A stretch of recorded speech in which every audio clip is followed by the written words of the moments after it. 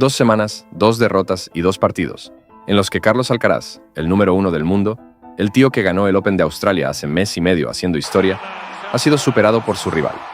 Primero Medvedev en Indian Wells y luego Korda en Miami.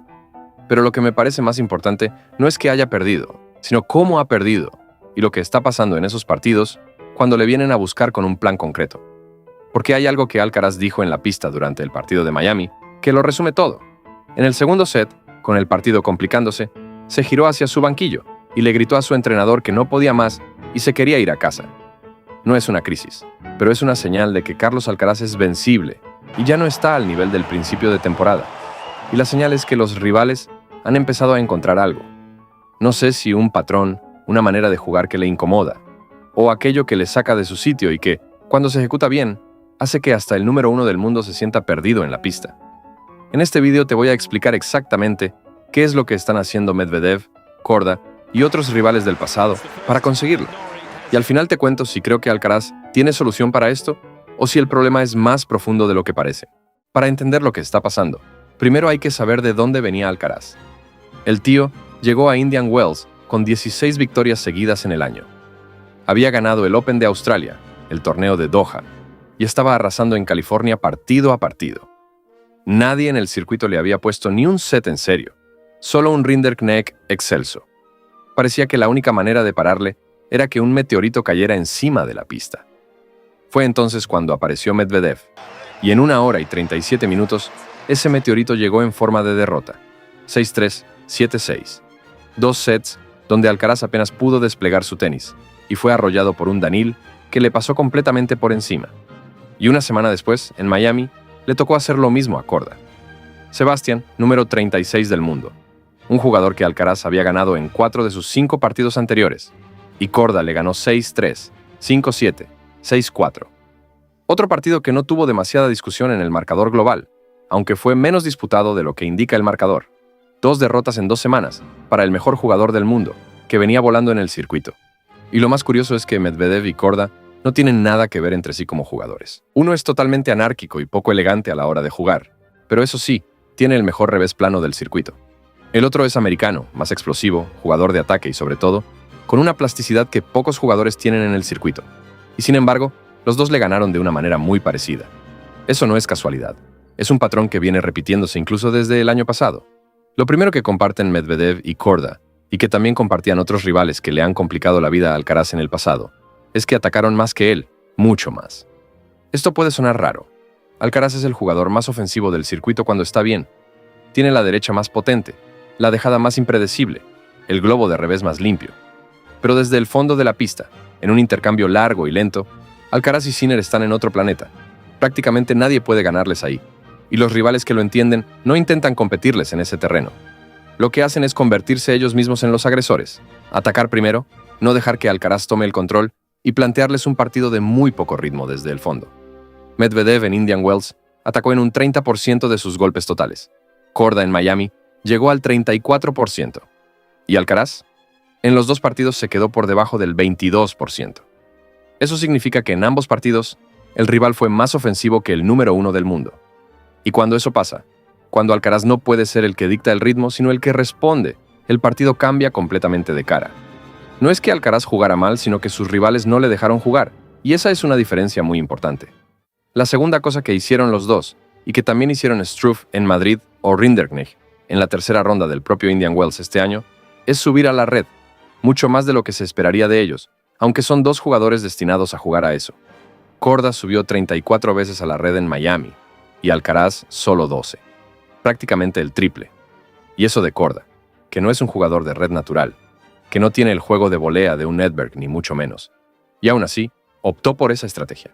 ¿Por qué? Porque subir a la red contra Alcaraz tiene 2 efectos inmediatos. Primero, le cortas el ritmo, no le dejas golpear cómodo desde el fondo, y segundo, le metes presión psicológica. Cuando tienes a alguien que sube constantemente a la red, cada golpe que haces desde el fondo tiene que ser perfecto, porque si no, te cierra el punto desde arriba. Y eso genera algo en Alcaraz que es muy poco habitual en él: la precipitación. El número 1 del mundo empieza a intentar cosas que no son su juego natural, a arriesgar demasiado para intentar pasar al rival que está en la red, y eso le provoca errores que en condiciones normales nunca cometería. Medvedev, que tampoco es un jugador de red clásico, subió las mismas veces que Alcaraz en Indian Wells. Para un tío que juega desde el fondo desde que era junior, eso es revolucionario, pero es que le funcionó al ruso. La tercera clave es el saque. Y aquí los datos son los que más me llaman la atención de todo lo que vimos en estas 2 semanas. Korda acabó el partido de Miami con 12 saques directos, por solo 2 de Alcaraz. 12 contra 2, en un partido que duró 2 horas y 18 minutos. El americano sacó tan bien que Carlos, que es uno de los mejores restadores del mundo, pasó prácticamente la tarde viendo pasar pelotas que no podía tocar. Medvedev en Indian Wells fue incluso más preciso en este aspecto. Ganó el 74% de sus puntos de segundo saque. El segundo saque, que es donde los mejores restadores del mundo atacan, el que se supone que es más vulnerable. Pues Medvedev sacó tan agresivo y tan preciso con el segundo que Alcaraz no pudo hacer daño casi en ningún momento. Y esto conecta con algo que el propio Sinner ha mejorado mucho desde que llegó Cahill, que es buscar las líneas con el saque en lugar de buscar el porcentaje. Korda y Medvedev hicieron exactamente eso. Saques arriesgados cerca de las líneas, con poco margen pero mucho impacto. Y cuando Alcaraz no recibe ritmo en el resto, no puede hacer lo que mejor hace, atacar el segundo golpe y tomar el control del punto. Incluso hay una cuarta cosa que une a Medvedev y Korda, y que también compartían Struff, Rinderknecht o Norrie, cuando le han complicado la vida en el pasado.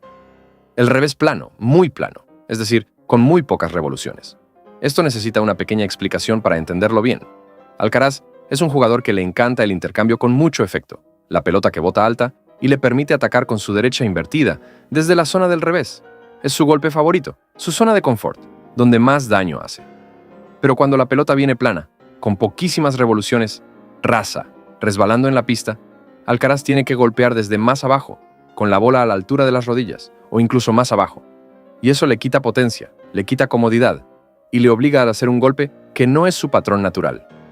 Korda atacó por la zona del revés de Alcaraz con un revés plano durante todo el partido de Miami. Medvedev, que es el maestro de este golpe junto a Norrie y Manarino, hizo lo mismo en Indian Wells, y cuando Carlos estaba ya acostumbrado a esa bola baja y trataba de adaptarse, le cambiaban el ritmo con un paralelo fuerte y se iban hacia la red. Es una trampa, te atraen a un territorio donde no estás cómodo, y cuando reaccionas, ya es tarde. Esto le pasaba a Nadal en su día también. Los rivales que tenían mejor revés que derecha, que jugaban plano y cambiaban bien el paralelo, eran siempre los que más le complicaban. Y Alcaraz, que tiene ese mismo patrón de derecha invertida dominante, está encontrándose con el mismo tipo de problema. Después de perder en Miami, Alcaraz dijo algo en la rueda de prensa que me parece clave para entender dónde está su cabeza ahora mismo. Dijo que es un poco molesto, que todos los rivales jueguen como si fuera su mejor partido cuando se enfrentan a él. Y tiene parte de razón, claro. Cuando juegas contra el número 1 del mundo, vas sin presión, te sueltas y arriesgas más de lo normal. Pero el problema es cuando eso se convierte en un patrón, cuando no es un partido, sino 2, 3, 4. Cuando Struff te lo hizo en Madrid, cuando Rinderknecht casi te lo hace en Indian Wells, cuando Medvedev te barre en semis, y una semana después, Korda te repite la misma receta. En algún momento hay que mirar hacia adentro y preguntarse qué parte de esto está en tus manos cambiar, porque los rivales no se van a volver menos agresivos. Al contrario, el partido de Korda lo vio todo el mundo, todo el circuito lo analiza, y el mensaje que manda es muy claro. Si eres agresivo, si subes a la red, si sacas con riesgo y juegas plano por el revés, tienes opciones reales contra Alcaraz. Eso antes no era tan evidente antes, pero parece que ahora sí lo es un poco más. Y aquí está la pregunta de verdad. ¿Está Alcaraz en crisis? Para nada. 2 derrotas en 19 partidos en lo que va de año no es una crisis. Sigue siendo el número 1 del mundo con distancia. Sigue siendo el mejor jugador del planeta en casi cualquier condición. Pero hay algo que ha cambiado y que su equipo tiene que analizar. Los rivales han encontrado un manual. No hace falta ser Federer para ganarle a Alcaraz. Hace falta ser muy agresivo, subir a la red y sacar con riesgo. Eso no está al alcance de cualquiera, pero sí de muchos jugadores del top 30 o 40 que en un día bueno pueden ejecutar ese plan. Y lo que tienen que hacer Carlos y su equipo antes de que empiece la temporada de tierra, donde defiende una cantidad enorme de puntos en Montecarlo, Barcelona, Madrid y Roland Garros, es encontrar las respuestas. Alcaraz tiene 22 años, 7 Grand Slams y todo el tiempo del mundo para solucionar esto. Pero el circuito no va a esperar y la arcilla llega ya. Nos vemos en el siguiente.